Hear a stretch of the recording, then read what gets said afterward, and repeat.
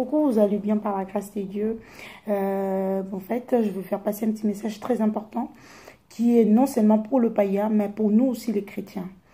Vous savez déjà, l'Église, dans la Bible, l'Église nous dit que l'Église, c'est l'épouse de Jésus. Et Jésus est amour en fait.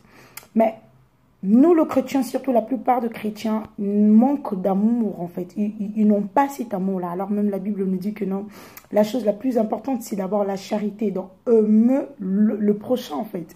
Mais nous, parfois, nous oublions que l'amour est la base de toute chose. Parce que dans toute chose qu'on doit faire, on doit le faire par amour. Même Paul nous dit, il peut se jeter dans le feu.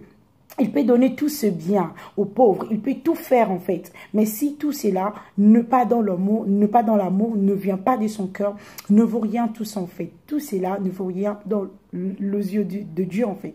C'est pourquoi on doit vraiment s'aimer les uns pour les autres.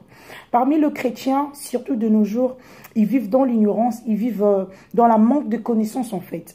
Ils pensent que si vous êtes chrétien, vous pouvez mépriser tout le monde, vous pouvez juger tout le monde, vous pouvez vous faire passer par un parfait en fait, alors que ce n'est pas le cas. Nous sommes là pour prêcher l'évangile avec amour, parce que même gagner les âmes, on doit le faire par amour, non par l'onction. Souvent, il y a beaucoup de chrétiens qui partent à l'église pour chercher l'onction, pour chercher comment évangéliser, pour chercher comment guérir les malades, pour chercher comment tout faire. Même dans tous ces miracles que tu dois faire, que tu feras, tu dois le faire avec amour pour que ça puisse avoir cette force-là en fait, cette puissance.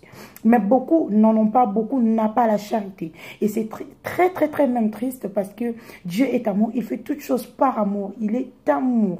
Et s'il a livré même son fils unique pour nos péchés, pour effacer nos iniquités, nos péchés, où aujourd'hui il y a beaucoup de gens qui ont changé, il y a beaucoup de gens qui s'est répandus, il y a beaucoup de gens qui changent des avis. C'est par son amour, c'est grâce à son amour. Il est doux, tendre, sa parole est toujours douce et tendre envers nous. Mais nous, les chrétiens, nous ne sommes pas comme ça. Nous, les chrétiens, nous prêchons l'évangile avec critique. Nous prêchons l'évangile avec ignorance en fait. Nous prêchons l'évangile en décourageant les gens alors que nous sommes l'amour pour motiver. Parce que l'amour, derrière l'amour, il y a la motivation. Parce que l'amour, c'est une chose où beaucoup n'en ont pas. Et quand une personne remarque que non, tu as cet amour-là, en fait, envers lui, ça lui pousse, en fait, d'échanger, en fait, de se convertir. Même dans la Bible, on nous dit que non, l'abondance de Dieu pousse les gens à se repentir. L'abondance de Dieu pousse les gens à changer la vie, en fait, des avis, de comportements, des caractères, de mentalité. Mais nous ne sommes pas ainsi. Chrétiens, chers chrétiens, même païens, cherchant à placer la charité avant toute chose. Parce que dans toute chose qu'on doit faire, on doit le faire avec amour, avec patience, avec charité. Parce que même la Bible nous dit, je crois, dans 1 Corinthiens, ça nous dit que l'amour est patient, l'amour n'a point d'intérêt. Mais de nos jours, même dans des églises, on voit que non, il y a des groupes séparés. Il y a des choses de séparation, de division, alors que l'église, c'est un endroit où on doit se réunir. L'église, c'est un endroit où on doit avoir l'unité, en fait. L'église, c'est un endroit où on doit faire la différence. Parce que la différence des chrétiens, ce n'est pas prier, oui, tout le monde prie, en fait. Ce n'est pas croire en Dieu, parce que tout le monde croit déjà en Dieu. Même les musulmans, même tout le monde, presque tout le monde croit en Dieu. Mais pour obéir à Dieu, c'est vraiment très difficile. Vous voyez, beaucoup de gens le trouvent difficile. Pourquoi? Parce qu'ils veulent d'abord être dans le monde. Alors que même Dieu nous parle de la charité. Et la charité, quand Dieu nous parle de la charité, c'est-à-dire c'est une chose d'abord très importante. Parce qu'il est amour, il est amoureux de nous. Et nous, on doit l'être aussi. On doit être par nos prochains, nos ennemis, même ceux qui sont en train de nous mépriser. Vous voyez, la différence d'un chrétien, c'est par l'amour. La différence d'un chrétien, c'est vivre dans une vie nouvelle en fait. Vous voyez, ce n'est pas vivre dans un monde, dans le monde actuel. Non, ce n'est pas ça. Mes chers sœurs et frères chrétiens, on doit s'aimer. Évitons la division, évitons le critique, évitons tous ces partis pris, évitons ces ignorances, évitons tous ces manques d'amour. Ça ne vaut rien. Ça ne sert à rien de faire semblant d'aimer une personne. Ça ne sert à rien de cacher l'amour. L'amour, On doit le prouver en fait.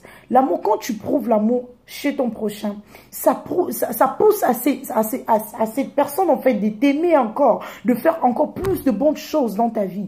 Mais quand nous ne nous aimons pas, quand nous sommes là pour faire semblant de ne pas s'aimer, de ne pas s'aider en fait, ça ne vaut rien. Même la Bible nous dit, aimez-vous les uns et les autres, priez les uns pour les autres. Cela est basé par l'amour, cela est basé par la charité en fait. Mais tout cela, parfois même le chrétien essaie un peu même de prier, même en fait je pourrais dire, même évangéliser ou gagner les âmes par intérêt. Alors qu'on doit gagner les âmes premièrement par l'amour. Parce que quand tu essayes de faire cet effort-là, de gagner les âmes, tu cherches à mener les gens vers Dieu. Tu dois le faire par amour pour que cela s'accomplisse, pour que cela réussisse en fait. Mais quand tu fais des choses par intérêt, tu cherches à être vu en fait. Même dans la Bible, on nous dit que non. C'est lui qui cherche à se faire en fait genre à se faire passer genre il veut être célébré en fait, je pourrais dire, bref, il veut être célébré, il veut que les gens le voient, il veut que les gens voient qu'il est en train de guérir les malades pour être célébré, pour être élevé. Non, on doit élever d'abord premièrement Dieu. Il a dit dans sa parole, faites toutes choses pour la gloire de Dieu. Donc toutes choses qu'on doit faire, on doit le faire pour la gloire de Dieu et non pour nous. Parce que nous sommes là pour Dieu, on vit pour Dieu, on ne vit pas pour le monde. Parce que déjà, écoutez, je vais vous dire un truc, je vous donnerai un secret.